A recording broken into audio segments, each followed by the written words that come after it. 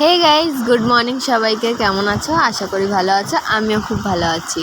তো আজকে সোমবার, শ্রাবণ মাসের প্রথম সোমবার, সবাই জানো। আজকে একটু দেরি হয়ে গেছে উঠতে, মনটা ভীষণ খারাপ ছিল, জানি না কেন। আর এই দেখো, আমি কালকে সবুজ চুড়ি পরে এসেছি অনেক খোঁজাখুঁজির পর।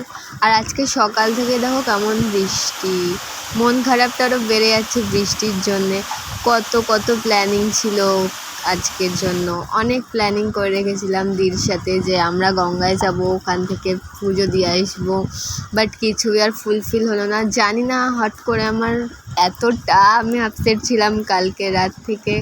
আর সকালে উঠে ভীষণ খিটখিটে মুড ছিল। দেন আমি ভাবলাম যে থাক, মন খারাপ নিয়ে তো চলা যাবে না, কারণ মন খারাপ কমে যাবে, আজকের দিনটা আর আসবে না। তো রেডি হয়ে নিয়েছি আর এখানে পুজো দিতে যাব।